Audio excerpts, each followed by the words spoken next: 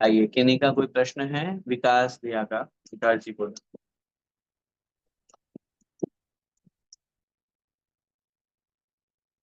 पंडित जी मेरे पास एक क्वेश्चन है, मैं पूछ लूं? हाँ बोलो वीर सेन। पंडित जी आपने पहले बोला था कि तीर्थंकर नमोकार नहीं बोलते हैं, लेकिन पारसनाथ भगवान ने वो दो नागिन को नमोकार बोला था, ये कैसे उन्होंने किया? बहुत सुंदर प्रश्न किया बेटा आपने। सबसे पहली बात तो हमने ऐसा कहा कि तीर्थंकर नमोकार नहीं बोलते हैं, बिल्कुल ठीक हमने आगम के अनुसार बोला। आगम ग्रंथों में स्पष्ट लिखा हुआ है कि तीर्थंकर नमोकार मंत्र अपने मुख से कभी उच्चारित नहीं करते हैं। या आपने कहाँ से सुना कि पार्श्वनाथ भगवान ने नाग नागिन को नमोकार सुनाया? या तो किसी चालीसा में पढ़ा होगा, या किसी आरती में पढ़ा होगा, या किसी से सुन लिया होगा।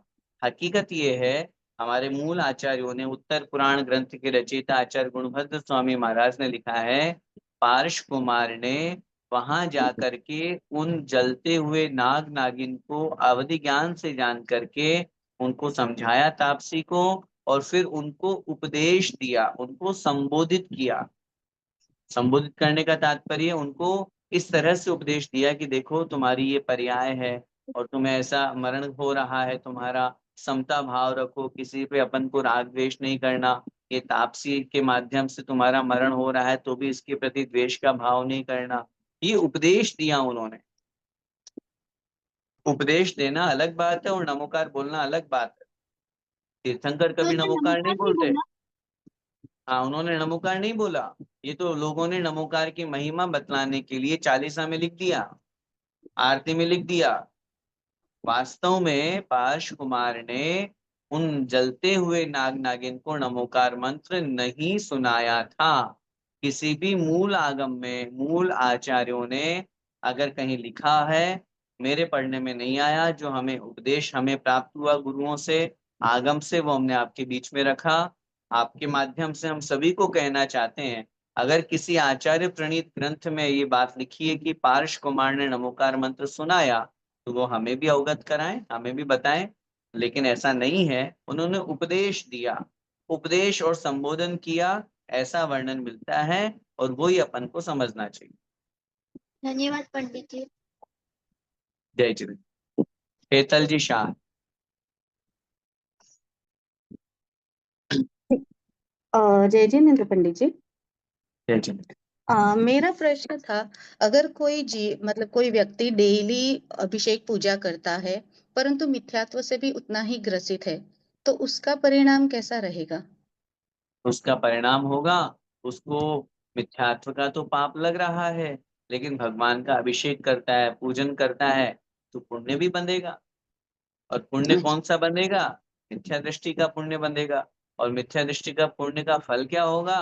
उसे सांसारिक वैभव तो मिलेगा, सुख संपदा तो मिलेगी। जिसे हमारे शास्त्रों में कहा है, पुण्य पापानुबंधी पुण्य, पापानुबंधी पुण्य मिथ्यात्व के साथ में है, वो मिथ्यात्व का बंध कर रहा है, वो पुण्य की क्रिया तो कर रहा है लेकिन पाप का बंध है।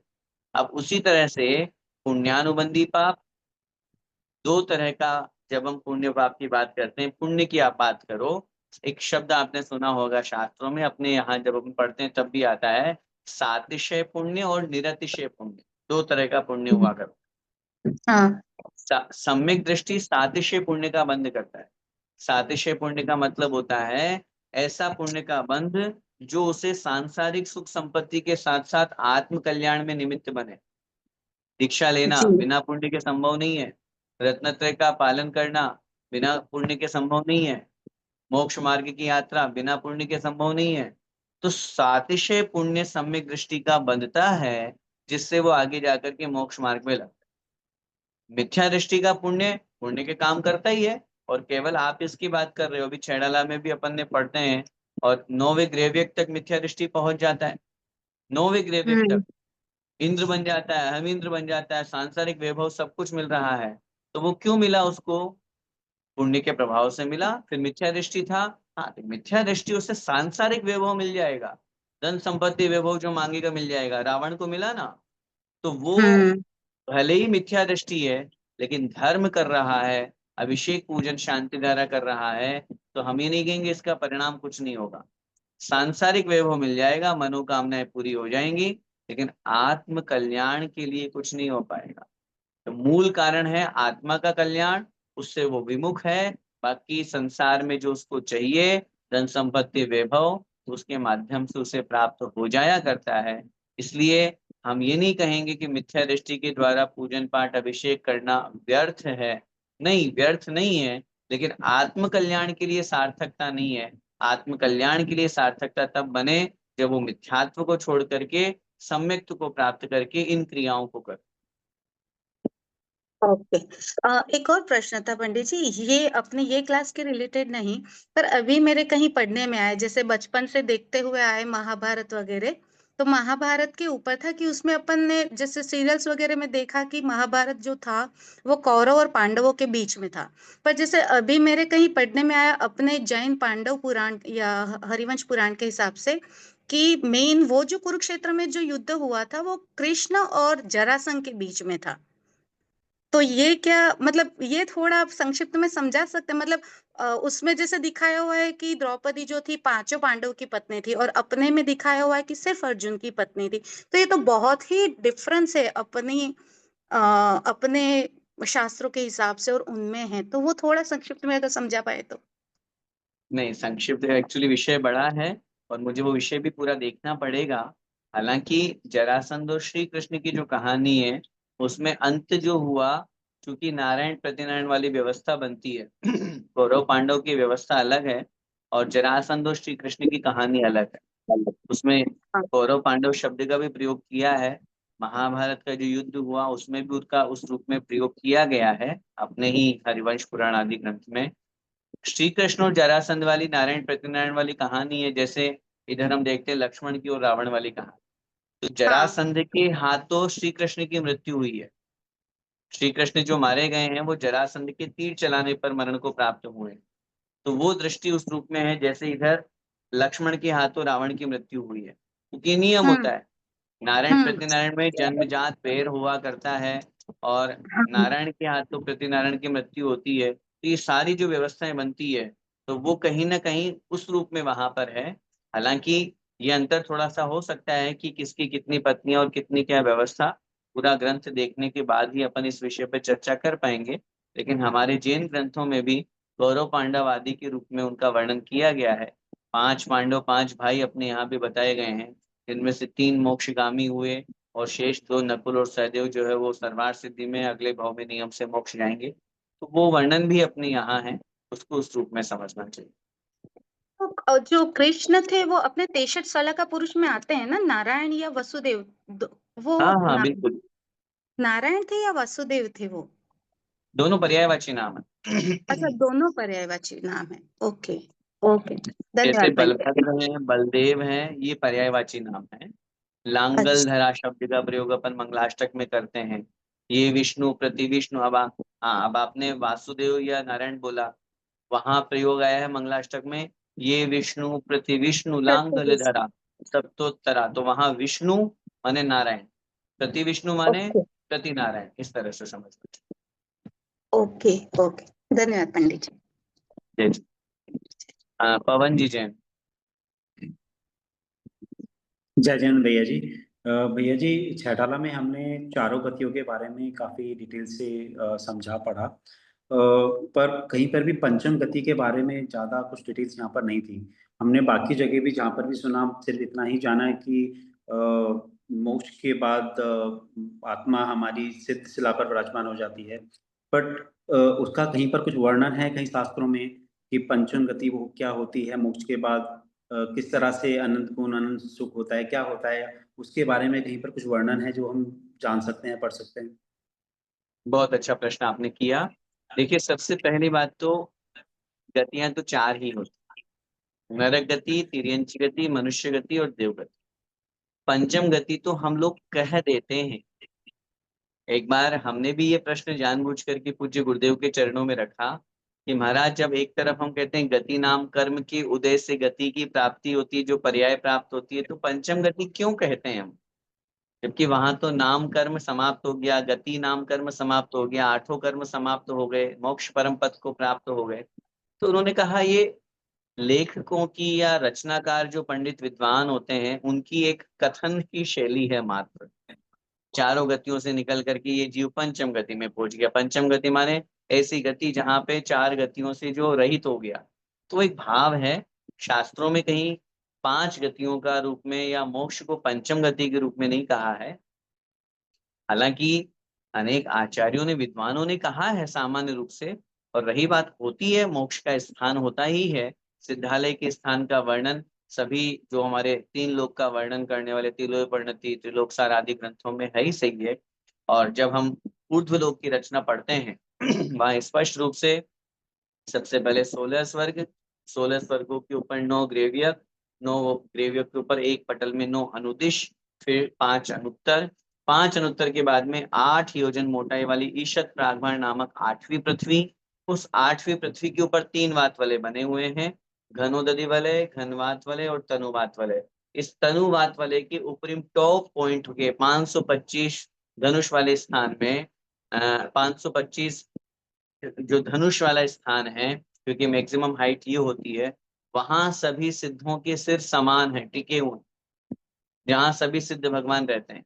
जैसे गैस का गुब्बारा आप छोड़ दो और वो दीवार ऊपर छत पे जाकर के चिपक जाता है, ऐसे ही जितने भी सिद्ध बने आत्माएं हैं, जितने भी मुक्त आत्माएं हैं, वो सीधा, क्योंकि मनुष्य लोक से ही मोक्ष होना है 45 लाख योजन से, और वो स्थान भी 45 लाख योजन का ही है, वहां से सीधा मोक्ष जाकर के और उनका सिर समान रूप से टिक जाता है। वहीं क्यों रुक जाते हैं? क्योंकि उसके बाहर धर्म द्रव्य का अभाव। तो धर्म द्रव्य का अभाव होने के कारण से आगे उनका गमन होता नहीं, क्योंकि धर्म द्रव्य के बिना चलना होता नहीं। तो ये सब वर्णन, ये तो मैंने बड़े संक्षेप में बताया। तत्वार सूत्र में भी है, तीसरे अध्याय चौथे अध्याय में, 10वें अध्याय में भी इसका वर्णन है। और विशेष वर्णन चित्र आदि की अपेक्षा से तिलोपरिणति, त्रिलोकसार आदि ग्रंथों में है। वहां पर अनंतानंद सिद्ध भगवान विराजमान है, चारों गतियों से छूट करके, समस्त कर्मों का नाश करके अनंतानंत सिद्ध आत्माएं उस सिद्धालय में विराजमान है। पंडित जी, जो आपने बताया, जो प्लीज करेक्ट कीजिएगा अगर मैंने गलत समझा तो, वो जो वर्णन है पूरा वो सिद्धालय के बारे में है कि कितना योजन का है, क्या है। पर जीव की गति के बारे में जैसे हमने बड़े अच्छे से चार गतियों में समझा, क्या वहां पर वर्णन है कि सिद्ध जो जो जीव सिद्ध बन गए हैं, अब उनकी क्रिया या चर्या क्या होती है या क्या करते हैं उसके बारे में भी? हाँ, आप सिद्ध भक्ति पढ़िए, सिद्धों की हम्म, आराधना पढ़िए, सिद्धों के स्वरूप को पढ़िए, शुद्ध जी आत्म तत्व के स्वरूप को पढ़िए। सिद्ध भक्ति जो आचार्य कुंद कुंद महाराज ने लिखी है, आप उसको पढ़िए। बड़ी सिद्ध भक्ति भी है, सिद्ध भगवान हम्म, के बारे में जो लिखा गया है। जो जी सिद्धों की आराधना है वही उनके गुण है। उनकी चर्या क्रिया क्या होती है? क्योंकि हम सब जानते हैं चर्या क्रिया संसारी अवस्था में है, सिद्ध अवस्था में तो आत्म स्वरूप में लीनता है। अब आत्म स्वरूप में लीन हो गए, शुद्ध तत्व को प्राप्त हो गए, अब उन्हें कुछ करना ही नहीं है, कुछ बाकी नहीं है। अब बस गुणों की आराधना है। गुण अनंत अनंत गुणों के भंडार है, कैसे उनकी चर्या है, कैसे उनमें प्रति समय परिणमन होता है, परिस्पंदन होता है, ये सारा वर्णन है शास्त्रों में। जब अपन शुद्ध जीव तत्व की बात करेंगे, शुद्ध आत्म तत्व की बात करेंगे, सिद्धों की बात करेंगे, तब ये सारा वर्णन आएगा। समय सार जी ग्रंथ है, इसके अलावा सिद्ध भक्ति है, या और आपको विशेष जानना हो तो जो सिद्ध चक्र विधान करते हैं, उसमें जो अपन भगवान की आराधना करते हैं, गुणों का गुणानुवाद करते हैं, उन सब के माध्यम से अपन समझ सकते हैं। जी भैया जी, धन्यवाद। जय जी। जय जय। आइए जिनवाणी स्तुति करते हैं। जा वाणी के ज्ञान ते सुझे लोकालोक, सो वाणी मस्तक नमो सदा देत हूँ लोक। हे जिन वाणी भारती, तो ही जपू दिन रैन, जो तेरा शरणा गहे, सो पावे सुख चैन।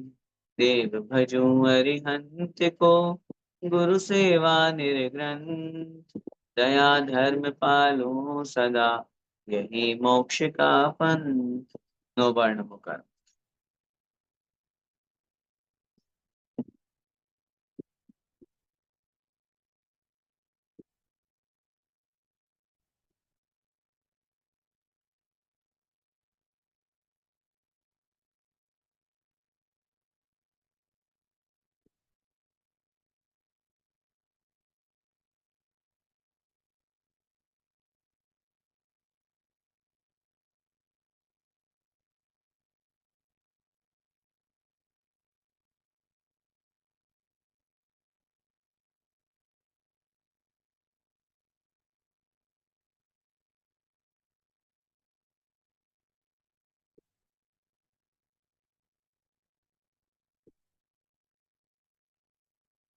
द्वादशांगमयी जिनवाणी माता की जय हो। संत शिरोमणि आचार्य भगवंत श्री विद्यासागर जी महामुनिराज की जय। अभिनवाचार्य श्री समय सागर जी महाराज की जय। परम पूज्य गुरुदेव निर्यापक श्रवण मुनि पुंगव श्री सुधा सागर जी महाराज की जय। अढ़ाई दीपस्थ समस्त महामुनिराजों की जय। सभी को जय जय हिंद।